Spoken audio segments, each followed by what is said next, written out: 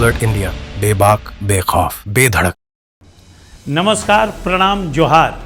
बिहार की बात करनी इतनी लाजमी हो गई है कि आज मीडिया के हर प्लेटफॉर्म पे, हर सेक्शन में और मीडिया से जुड़े हुए हर व्यक्ति के जुबान पे सिर्फ बिहार बिहार बिहार है और बिहार चुनाव है। और आज जो बिहार में बंदी हुई है उसको लेकर के तो पूरा राष्ट्र और सारे मीडिया वहीं पर खड़े हैं या देखने के लिए, क्योंकि राहुल बाबा उतर गए हैं। अब बिहार में जैसे ही ये जिस तरह से मतदाता सूची का पुनरीक्षण गहन रूप से किया जा रहा आयोग के द्वारा, इसमें कोई असंवैधानिक बात नहीं है, मैं लगातार कहते आ रहा हूँ। लेकिन इन फर्जी वोटरों के पक्ष में उतरे हुए विपक्ष ने जिस तरह से बवाल काट रहा है वो बहुत ही शर्मनाक है। क्योंकि आपको मैं बता दूं कि जिस तरह से बिहार की ब्यूरोक्रेसी में और बिहार में इंटेलिजेंस जो है काफ़ी हाई अलर्ट पर कर दिया गया है। बिहार की तमाम जो सूचनाएं हैं वो सरकार के पास आ रही हैं। कुछ घटनाएं मैं आपको बताता हूं जो आप भी अचंभित हो जाएंगे। और ये भी घटना जो है वो बिहार के सीमांचल में, मुजफ्फरपुर में, किशनगंज में, पूर्णिया में, जो भी सीमांचल क्षेत्र हैं उन जगहों से आ रही है। क्योंकि आयोग ने 11 प्रमाण मांगे हैं, उसमें से कोई प्रमाण देना है आपको जिसमें एक आवासीय प्रमाण पत्र है। अब आवासीय प्रमाण पत्र, बाकी डॉक्यूमेंट्स जुटाने में समय लगेगा। अब आवासीय प्रमाण पत्र को मांगने के लिए, पाने के लिए इतनी तेज भीड़ लगनी शुरू हो गई है कि पिछले दिनों मुजफ्फरपुर से 2.5 लाख से ज़्यादा किसी एक एरिया से आवासीय प्रमाण पत्र के आवेदन आए हैं। किशनगंज से 1.5 लाख से ज़्यादा आवासीय प्रमाण पत्र के आवेदन आए हैं। पूर्णिया से लाखों से ज़्यादा आवासीय प्रमाण पत्र के आवेदन आए हैं। जिन जिन जगहों पे सरकार को शंका है कि बांग्लादेशी, रोहिंग्या, घुसपैठी जो हैं फर्जी मतदाता बनाए गए हैं आधार कार्ड बना करके, उन जगहों से आवासीय प्रमाण पत्र की सुनामी बहने लगी है। अब सरकार काफ़ी हाई अलर्ट पर चली गई है, इंटेलिजेंस काफ़ी हाई अलर्ट पर चला गया है और सरकार ने अंदरूनी रूप से सारे अधिकारियों को, चीफ सेक्रेटरी से लेकर BLO तक सबको ये प्रमाण जारी कर दिया गया है कि आवासीय प्रमाण पत्र के आवेदन की गहन जांच हो और उनके संबंधित डॉक्यूमेंट्स लिए जाएं, फिर उनको आवासीय प्रमाण पत्र दिया जाएगा।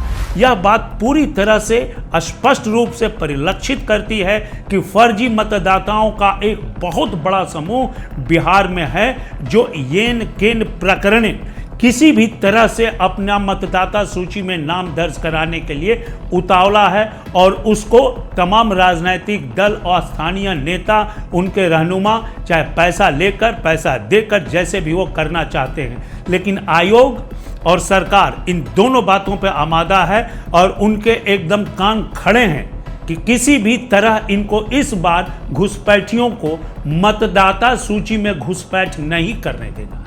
और इसे लेकर ही जो लोग हैं सुप्रीम कोर्ट भी गए हैं, PIL हुआ है, रीट दायर किया गया है और आज तो बिहार में पूरा बवाल काटा जा रहा है।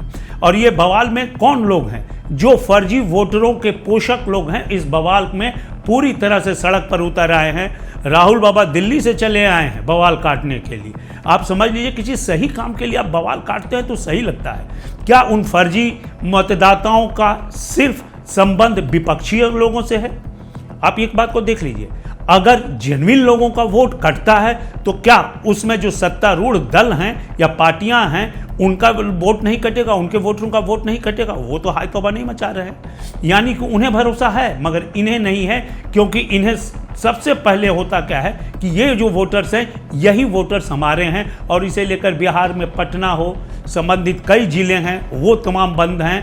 और इसी तरह से मतलब यूं कह लें कि हाजीपुर और पटना 2 जगह को अगर डिस्टर्ब कर देते हैं तो पूरा बिहार और पूर्वी भारत और उत्तरी भारत पूरी तरह से डिस्टर्ब होने लगता है। हाजीपुर के बाद आप अगर यूं ही पूर्वी क्षेत्र को प्रभावित हो जाता है तो प्रशासन बहुत जगह पे बट गया है आज के डेट में। क्योंकि आप देख लें कि बिहार में अभी उपचुनाव भी है, पंचायत का कई जगहों पे उपचुनाव है और उसको लेकर के प्रशासन बटा हुआ है, दोनों तरफ मशक्कत करनी पड़ रही है। और जो ये बंद समर्थक हैं, सरकारी संपत्तियों का नुकसान पहुंचाना इनका पहला कर्तव्य है। कई जगहों पे पुलिस को हल्का बल का प्रयोग भी करना पड़ा, दर्जनों नेताओं को हिरासत में भी लेना पड़ा। और पंचायत चुनाव को देखते हुए सरकार के जो फोर्सेज हैं वो थोड़े कम जरूर पड़े हैं, लेकिन भाई साहब मुझे ये समझ में नहीं आ रहा है कि जब आप सुप्रीम कोर्ट में इसकी अर्जी लगाए हैं और 10 जुलाई को इसमें सुनवाई है, तो ये तांडव करके क्या जताना चाहते हैं?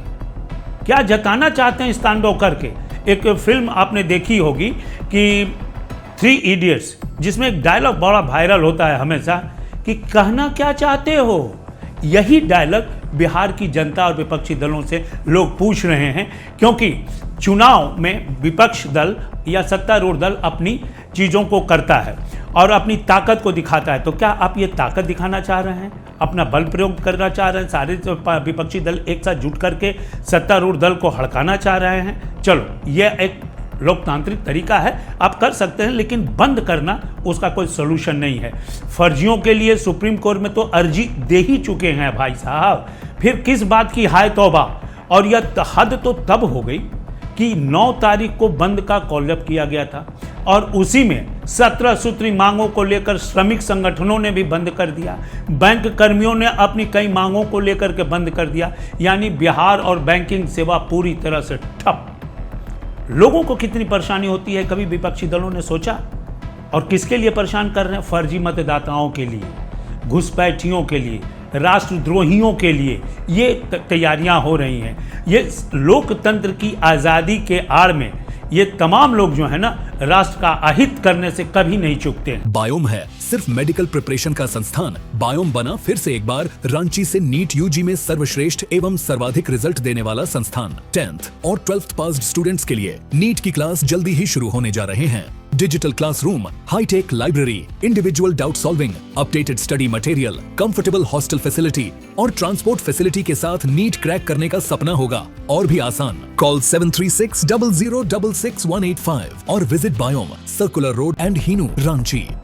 पूरे देश की निगाहें सुप्रीम कोर्ट की जो फैसले हैं उस पे पड़ी हुई हैं और इस राष्ट्रद्रोह को, दीमक को जड़ से मिटाना होगा। ये सरकार को, सुप्रीम कोर्ट को, आयोग को ये तय करना होगा, क्योंकि फर्जी वोटरों और उनके पोषकों की कहीं जय हो जाएगी तो फिर इस राष्ट्र का क्षय हो जाएगा। चाणक्य ने कहा होगा, आप सबों ने पढ़ा होगा चाणक्य नीति में, कि उनके पैर में एक बबूल का कांट गड़ गया था।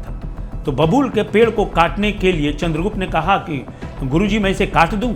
तो चाणक्य ने कहा नहीं, ये जब काटोगे फिर पनप जाएगा। इसके जड़ में मट्ठा डालो और मट्ठा डालने से इसके जड़ में दीमक लगेंगे और दीमक लगेंगे तो इतना बड़ा बबूल का वृक्ष का सर्वनाश हो जाएगा। तो उसी दीमक को हटाने की कवायद चुनाव आयोग कर रहा है, नहीं तो आपके इस सोने की चिड़िया वाली भारत का सर्वनाश होना तय हो जाएगा। अब बात करते हैं बिहार के बाद थोड़ा सा झारखंड की बात भी कर लेते हैं। झारखंड की बात में है कि आज अमित शाह रांची आने वाले हैं, देर रात रांची आएंगे और पहली बार राजभवन में नहीं, यहाँ के होटल रेडिसन ब्लू में ठहरेंगे। 9 बजे पहुँचने के बाद वो ठहरेंगे। और राजभवन में क्यों नहीं ठहरेंगे, रेडिसन ब्लू में क्यों ठहर रहे हैं, इसके राजनीतिक मायने या कयास आप अपने ढंग से निकालते रहिए कि क्या हो सकता है। मगर 10 जुलाई को पूर्वी क्षेत्र परिषद की 27वीं बैठक आहूत की गई है। इस बार झारखंड की पारी है और पूरी रात अमित शाह बिहार में हुई तमाम घटनाओं को वो मॉनिटर भी यहीं से करेंगे। और यहाँ पर अमित शाह के साथ हेमंत सोरेन रहेंगे और हेमंत सोरेन के साथ यहाँ पर उड़ीसा के मुख्यमंत्री, फिर आप बंगाल के वित्त मंत्री जो हैं वो रहेंगे, झारखंड के वित्त मंत्री राधाकृष्ण किशोर, दीपक बरुआ जो मंत्री हैं वो भी रहेंगे, उड़ीसा के मोहन चरण मांझी हैं, बिहार के वित्त मंत्री सम्राट चौधरी भी रहेंगे, पश्चिम बंगाल के वित्त मंत्री सी भट्टाचार्य भी रहेंगी बैठक में। और उनके साथ जो उड़ीसा के मंत्री हैं उनके साथ कई मंत्री भी आएंगे, वो लोग भी रहेंगे। यानी कि तमाम ये 4 जो राज्य हैं पड़ोसी राज्य, इनके तमाम जो मुख्य सचिव हैं या डीजीपी हैं वो लोग भी रहेंगे। लगभग 80 से 90 लोगों की प्रतिनिधियों की आने की संभावना है और इसमें चर्चाएं होंगी। 20 एजेंडों पर बातचीत होगी इन चारों राज्यों को लेकर के। उसकी अध्यक्षता अमित शाह स्वाभाविक है कि करेंगे और कुछ उसके बाद राजनीतिक बातें भी हो सकती हैं अमित शाह और हेमंत सोरेन के बीच में। झारखंड को जितनी भी केंद्र द्वारा देने वाली राशि है जो रुका हुआ है, इस पर भी हेमंत सोरेन चर्चा कर सकते हैं उस पर, चूँकि राज्य की जो माली हालत है बहुत बेहतर नहीं है, कहने में कोई गुरेज नहीं है, और उसे लेकर हो सकती है।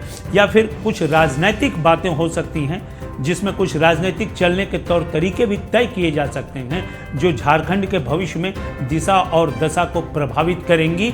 और क्योंकि डबल इंजन की सरकार को चलने में सहूलियत होती है, किसी गाड़ी को ताकत कम लगता है, सिंगल इंजन में ज़्यादा होती है। आप ज़्यादा समझदार हैं, बातों को समझ रहे हैं कि भविष्य झारखंड का किधर जा सकता है, उसके लिए भी बहुत सारी बातें हो सकती हैं। और मैं पल पल की खबर देते रहूँगा, और देखने के लिए भी आप खबर को न्यूज़ अलर्ट इंडिया को सब्सक्राइब करें, लाइक करें और शेयर करें। और कई मुद्दों पर मैं आपको धागे खोल कर भी समझाऊंगा। कल मिलते हैं हम फिर आपसे। नमस्कार।